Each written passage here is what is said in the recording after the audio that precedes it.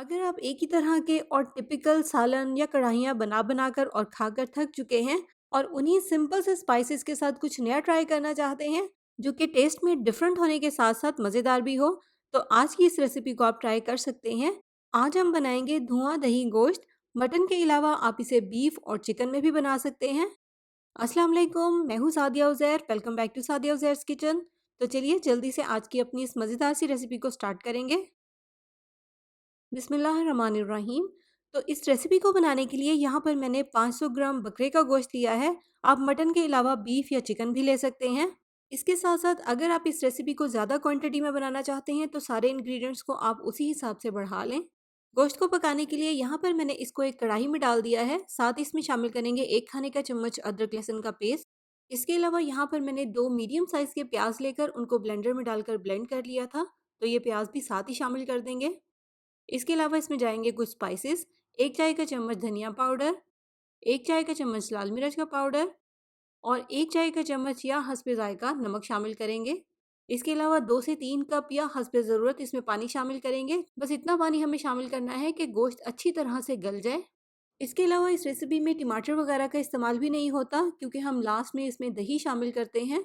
तो इसलिए इस रेसिपी का अपना ही एक मुनफरिद सा टेस्ट है। बहुत ही कम स्पाइसेस के साथ ये गोश्त तैयार होता है। तो इसको अच्छे से मिक्स कर लिया है। अब इसे हम कर देंगे कवर। फ्लेम इसके नीचे हम मीडियम लो रखेंगे और इतनी देर तक पकाएंगे जब तक कि गोश्त अच्छी तरह से गल जाए। तो यहाँ पर गोश्त बहुत अच्छी तरह से गल गया है। मैंने इसको चेक कर लिया है और आप देखिए इसमें थोड़ा सा पानी है। इसको भी हम ड्राई करेंगे क्योंकि ये ड्राई फॉर्म में होता है। लेकिन ड्राई करने के साथ साथ इसमें कुछ मज़ीद चीज़ें भी शामिल कर देंगे। 2 से 3 खाने के चम्मच यहाँ पर इसमें मैं शामिल कर रही हूँ देसी घी के। इसके साथ आधा चाय का चम्मच गरम मसाला पाउडर, आधा चाय का चम्मच भुना और पिसा हुआ ज़ीरा और आधा चाय का चम्मच काली मिर्च का पाउडर। ये तीनों स्पाइसेस ऑप्शनल हैं, ये इस रेसिपी में शामिल नहीं होते, लेकिन अगर आप इनको ऐड करेंगे तो बहुत मज़े का टेस्ट आएगा। तो बस अब 2-3 मिनट तक इसी तरह से इसकी भुनाई करेंगे और उतनी देर में जो एक्स्ट्रा पानी है वो भी ड्राई हो जाएगा। तो बस यहाँ पर गोश्त बिल्कुल तैयार है और जो इसकी फाइनल लुक है वो इसके सर्व करने के स्टाइल से आती है।